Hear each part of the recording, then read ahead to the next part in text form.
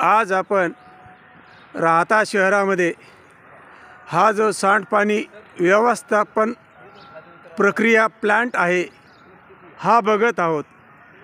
आपण लक्ष देऊ शकता, आपण विचार करू शकता, शासन या जनतेच्या आरोग्यासाठी किती मोठ्या प्रमाणावर खर्च करत असतं, परंतु गेल्या अनेक वर्षांपासून जो प्रकल्प पूर्ण होणं अपेक्षित आहे तो आजही अपूर्णावस्थेत आपल्यास दिसून येतो। कदाचित असं वाटतंय की हा प्रकल्प पूर्ण होण्यापूर्वीच याचं आयुष्य संपलेलं असेल।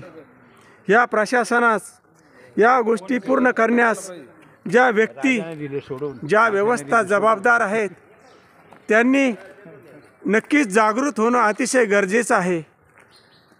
महाराष्ट्र शासन असो की केंद्र शासन असो, यासाठी किती मोठ्या प्रमाणावर खर्च केला जातो। आपण या ठिकाणी बघू शकताय की या ठिकाणी हा एक नवीन जनरेटर संच ठेवण्यात आलेला आहे।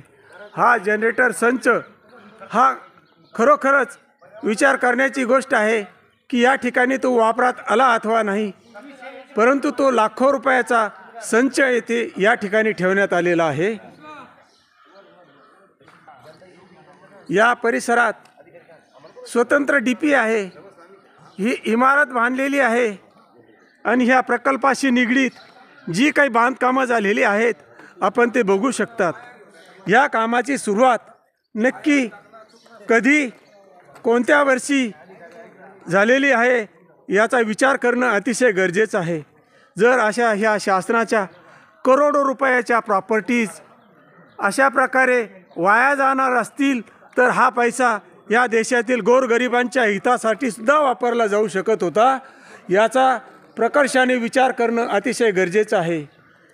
नक्कीच हा सांडपाणी प्रकल्प होणं राहता शहराच्या दृष्टिकोनातून महत्त्वाचं आहे आणि होतं, परंतु याकडे जाणीवपूर्वक कुणी व का दुर्लक्ष करत आहेत याचा विचार करणं अतिशय गरजेचं आहे।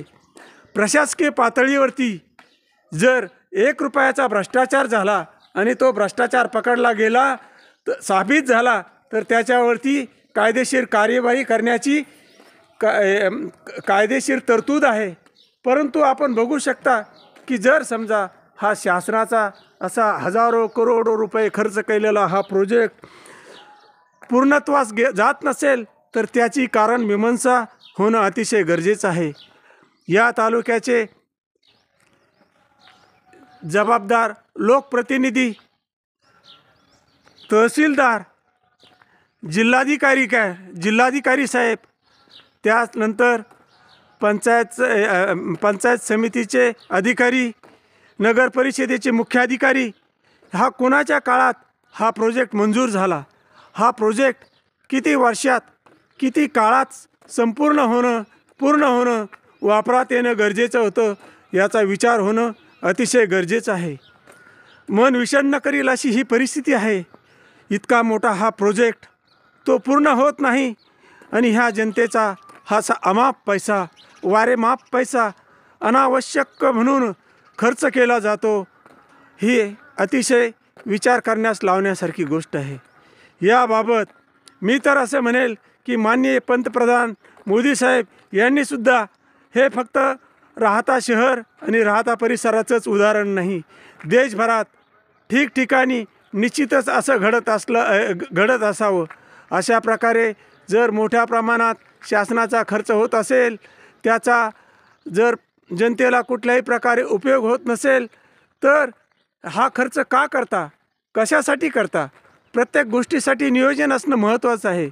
या परिसरात ह्या इमारतींचं जे काम सुरू झालं त्यानंतर इतकी मोठी ही सुबाबळीची झाडं वाढलेली आहेत, म्हणजे किमान 4 ते 5 वर्षापासून या परिसरात कुठल्याही प्रकारचा मेंटेनन्स होत नाही। का झाला नाही हे अतिशय महत्त्वाचं आहे। या प्रकल्पाची किंमत ज्यावेळेस तो नियोजन केलं होतं त्यावेळेस त्या प्रकल्पाची काय किंमत होती आणि हा प्रकल्प पूर्णत्वास नेण्यासाठी या पुढील काळामध्ये या ज्या वाढीव रकमा लागणार आहेत हा जो बोजा आहे हा तुम्हा आम्हावरच पडणार आहे। याची जाणीव प्रत्येक नागरिकाला झाली पाहिजे. राहता शहरातील प्रत्येक नागरिकाने याचा विचार केला पाहिजे.